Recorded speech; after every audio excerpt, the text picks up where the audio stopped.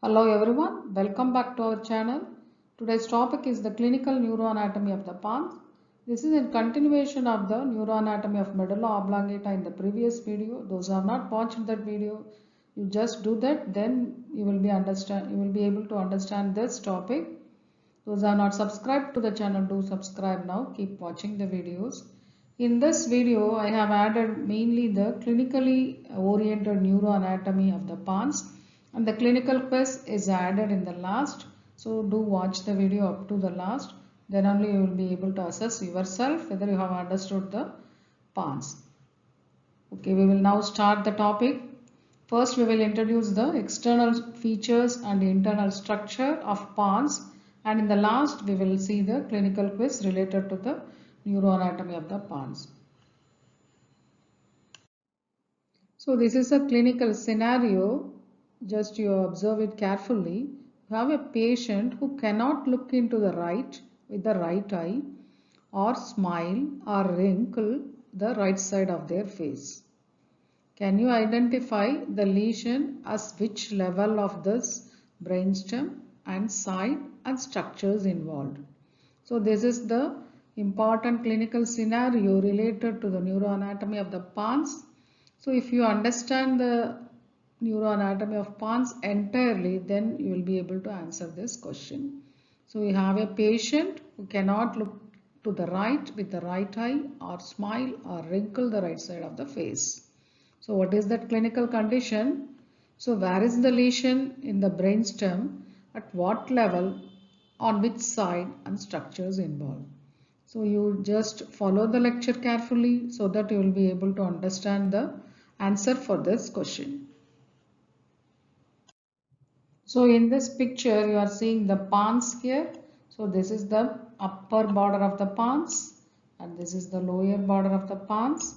The surface what you are seeing, this is the ventral surface. So can you see this shape of the bridge, shape of the pons, which is like a bridge. That's why this word pons is derived from the Latin word meaning bridge. It's also called metencephalon. So it extends from the cranial end of the medulla oblongata to the cerebral peduncle. So these are the cerebral peduncles. So you should have learnt cerebellar peduncles in the last video.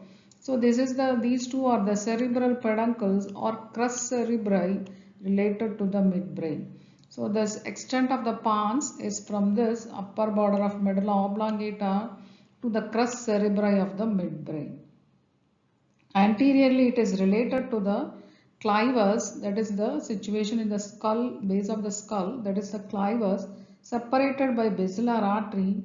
Laterally, if you see, this is this continuation of this is the pons. If you see carefully, this is the pons. It is continuous with one peduncle, that is the middle cerebellar peduncle, and posteriorly it is related to the fourth ventricle. So this is the introduction to the pons. We will now see the surfaces of the pons. So this is the this surface is the ventral surface of the pons. Another surface we have the dorsal surface of the pons. We will see again now in this next picture in detail the ventral surface of the pons.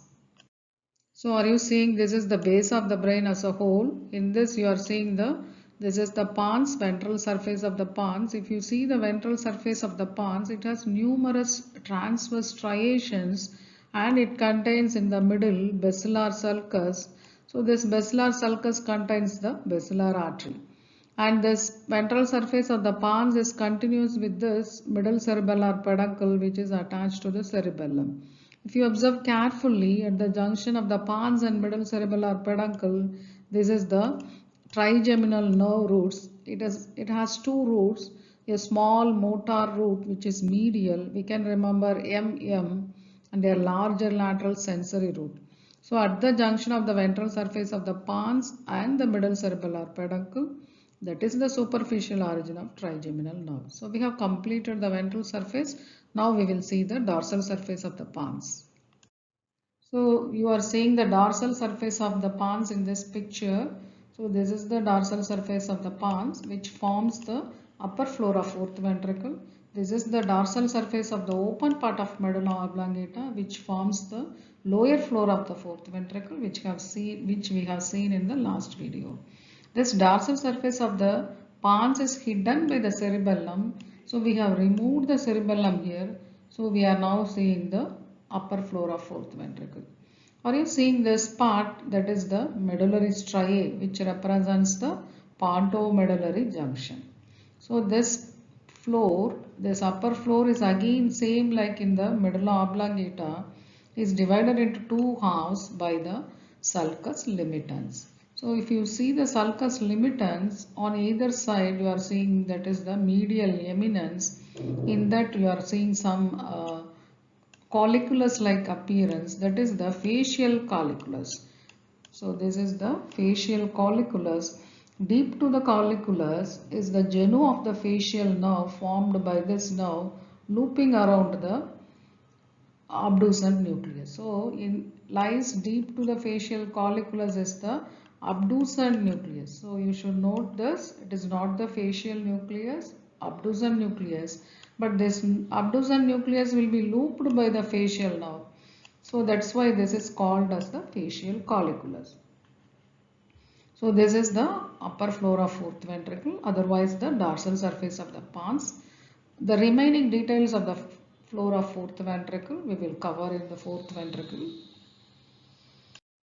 Again this is the dissected specimen which shows the same the dorsal surface of the pons. This is the dorsal surface of the pons, this part, and this is the upper part of the medulla oblongata dorsal surface together, which forms the floor, rhomboid floor of the fourth ventricle. The floor of fourth ventricle will be otherwise called as rhomboid fossa. That's an important question for you, fourth ventricle. So here we have covered this part in the medulla oblongata video. This part we have covered, and this part we have just now we have seen. So we will now move on to the internal structure of the pons. So here we are seeing the ventral surface of the pons, and this is the dorsal surface of the pons we have just now seen. So if you see if you see the external anatomy, so this basilar pons will be called as the pons proper, which will be now continuous with the pyramid. So you should understand, when we start with this internal structure in the next, you have to again think what are the fibers present in the pyramid we have learned that will be passing in this basilar pons. So this part is called as the basilar pons or ventral part, which will be having the same fibers which are going to run in this pyramid will be present in this in this basilar pons. This basilar pons is continuous with the middle cerebellar peduncle that we have seen already, and it contains in this sulcus basilar artery will be present, and here in this dorsal surface of the pons is forming the floor of the fourth ventricle. So the cranial nerves what are related to the pons are we have learned this is the junction of pons and middle cerebellar peduncle. The fifth cranial nerve is situated. The sixth, seventh and eighth are at the junction of the pons and medulla that we have learnt already. Now we will start with the internal structure. So if you cut through the pons, you will be seeing the internal structure of the pons like this. So this is the basilar part. So this part we have learnt here. This will be represented here in the internal structure. This is the basilar part, and this part, dorsal part, will be the tegmental part. So this basilar part of the pons will be having uniform structure in both parts. Caudal part of pons, if you take a section in the caudal part of the pons or in the upper part of the pons, rostral part, this basilar part will be having the uniform structure which contains the grey matter represented by the nuclei pontis. So these are the nuclei pontis which are scattered among the longitudinal and transverse fibers. So this pontine nuclei will be forming the main important pathway of the cortico-pontocerebellar pathway. So this some of these pontine nuclei will be represented by the arcuate nucleus, which we have seen in the medulla oblongata. Fibers from this pontine nuclei will reach the opposite cerebellum through the middle cerebellar peduncle.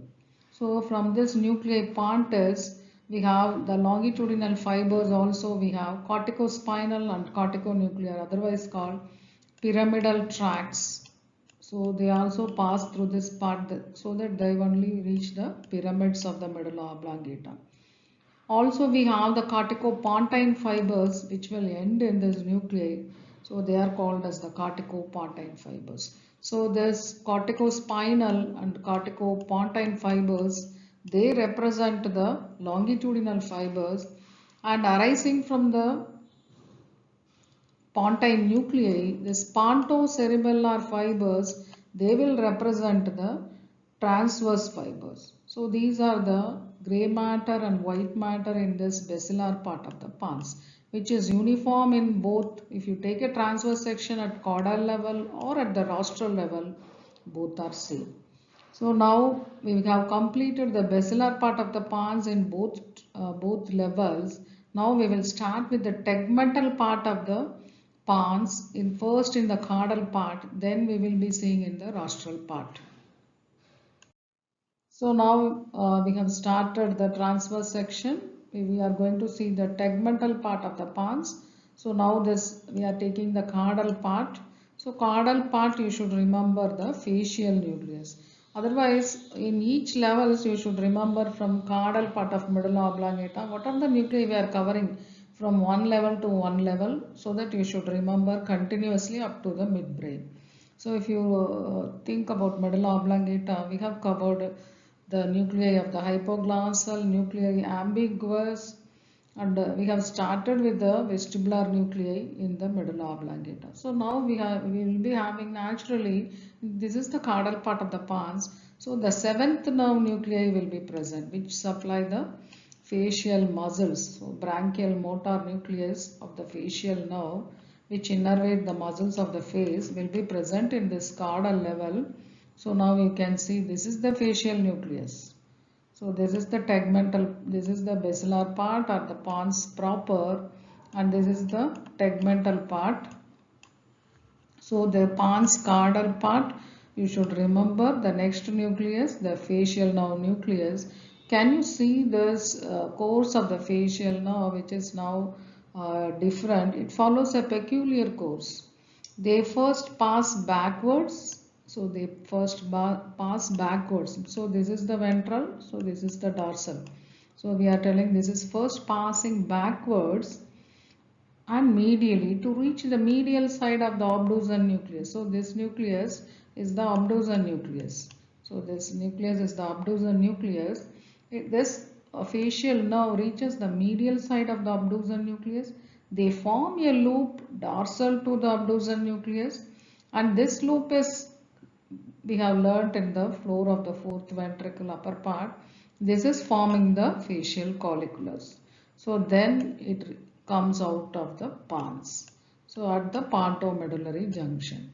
So this is the facial colliculus, genu of the internal genu of facial nerve. It will be called as internal genu of facial nerve. If you read the facial nerve course completely, then you will be understanding what is internal genu and what is external genu. So this looping is called as the internal genu of the facial nerve. It is called as the neurobiotaxis. So this may be the very short notes or a MCQ for you.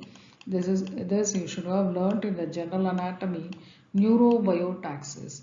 What is that is this motor nuclei are moving towards the sensory nuclei, that is called neurobiotaxis. So this looping of the facial nerve is to reach near the spinal nucleus of trigeminal nerve. So that is called as the neurobiotaxis. So if you see the sensory part of the face, that is the trigeminal, and the motor part of the face is the facial nerve. So to have a better coordination of these two nuclei, they are moving in this pathway of evolution, and this is called as the this is a better example of the neurobiotaxis, we can tell. So we have started with the caudal part of the pons and we have learnt one important nuclei, that is the facial nerve nuclei. So we have learnt mainly two important nuclei present in the caudal part, that is the facial nucleus, abducens nucleus. Apart from this, one more important nucleus present in the caudal part of the pons is the superior salivatory nucleus. So this will be giving rise to the preganglionic parasympathetic neurons, which is related to this facial nerve. So that nucleus will be called as the superior salivatory nucleus. So this is the diagrammatic representation of TS of pons at the caudal level.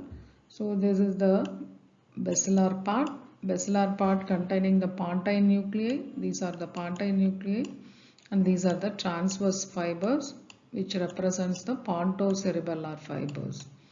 The longitudinal fibers have been cut in this. They are represented by the corticospinal fibers and corticopontine fibers.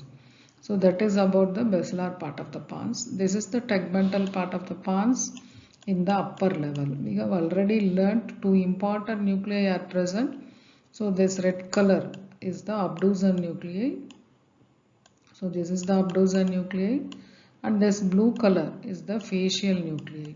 So that's how this facial nerve forms the loop around the abducens nerve. So that is called as the internal genome. You can appreciate this abducens nerve is passing straight here. So it is passing straight to reach the lower border of the pons. So these, apart from this, we have learnt one more nuclei in relation to this facial nerve and abducens nerve. This is the superior salivatory nucleus. So this is superior salivatory nucleus we have already learnt. So this is the inferior cerebellar peduncle. In relation to the inferior cerebellar peduncle, are you seeing two nuclei? They are the ventral and dorsal. This is dorsal and this is ventral and dorsal cochlear nuclei. Apart from that, we have this vestibular nuclei also. This is vestibular nucleus.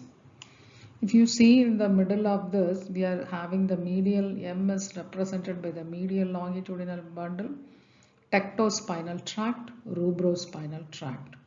So apart from this, we are having a chain of white matter here. So this decussation. So this decussation will be called as the trapezoid body. So trapezoid body you have to learn in the auditory pathway. The auditory pathway if you learn, then you will understand what is this trapezoid body. So apart from this trapezoid body, we have this one is the medial lemniscus.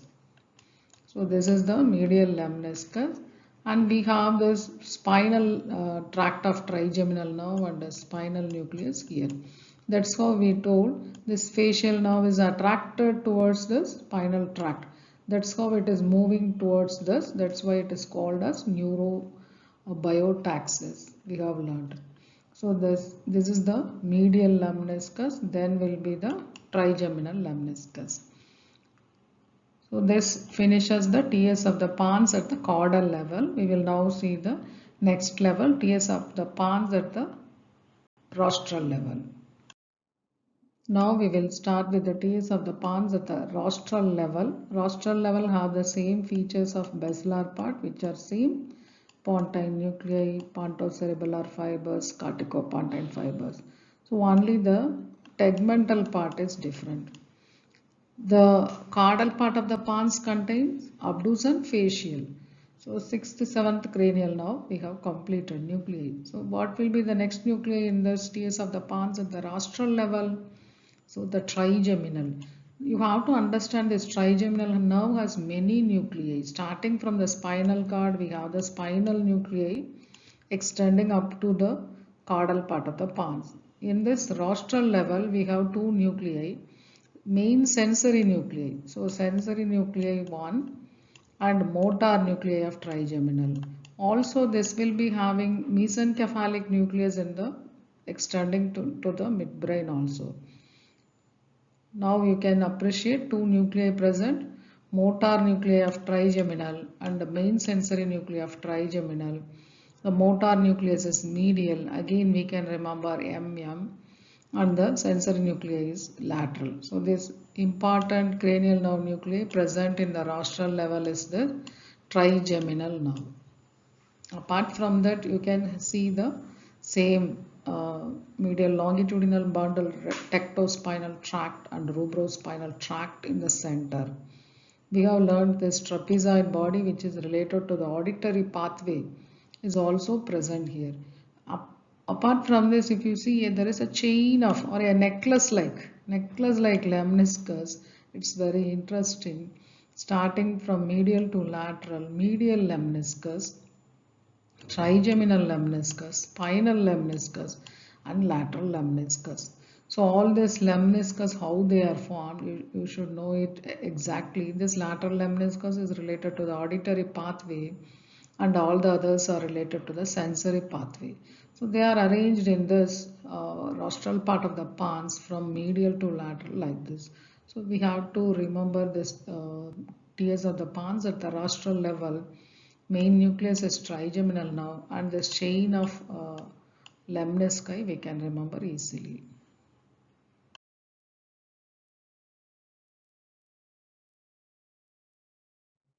Again, we can revise quickly the transverse section at two levels. So this is the caudal part, origin of the abducens nucleus and the facial nucleus.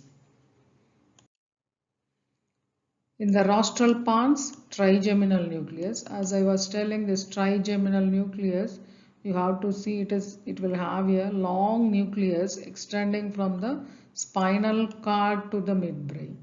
Then in the caudal pons, we have the abducens nucleus, facial nucleus, and superior salivatory nucleus. This is the rostral part of the pons that contains the trigeminal motor nucleus. So, can you recollect where is this motor nucleus of trigeminal fibers? So, yes, that is the mandibular nerve. You should have learnt in elaborate in the gross anatomy of the head and neck. So, this motor part of this trigeminal is passing through the mandibular nerve. That is the trigeminal motor nucleus. We will come to the arterial supply. They are supplied by the branches of basilar artery, which is running exactly in the middle of the ventral surface of the pons, so that they will give the many branches, median and circumferential branches. So we will start with the clinical quiz, so that whether we are able to identify and understand the clinical lesions related to the pons. Match the following reflexes with their associated brainstem level. So here we have three levels, medulla, pons and midbrain. You have to identify which is medulla, which is pons and which is midbrain. And you can check yourself what is corneal reflex and which level, how to test, gag reflex and pupillary light reflex. So these two are related to three parts of the brainstem. So you have to know the reflexes, which is the afferent pathway and efferent pathway, and you have to identify which level it is related to.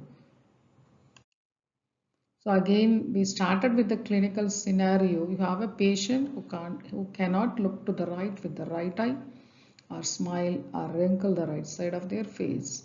Characterize the lesion, which level, which size, which structures involved. Now I think you should have understood.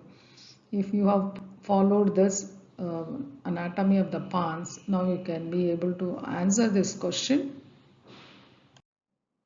So now we will again see that same clinical scenario which we started in the beginning. We have a patient who cannot look to the right with the right eye or smile or wrinkle. What is that? It is facial nerve palsy, lower motor neuron. So if the lower motor neuron lesion only, we will have involvement of the total half of the face. If we have the upper motor neuron, only upper part of the face, one side will be affected. So it is given as total part of the right side of the face. So what is the nucleus involved is right facial nerve nucleus is involved. So it is causing the facial nerve palsy. So again, one more question for you. What reflex would be abnormal in a patient with lesion that included the circled area. So this circled area. So what is the nucleus here? Now still now we have learnt facial nucleus. So what reflex will be affected? Identify the answers and assess yourself. We have completed the neuroanatomy of the pons in detail in this video. We will continue with the neuroanatomy of the midbrain in the next video. Those who are not subscribed to the channel, do subscribe now. Keep watching the videos. Thank you.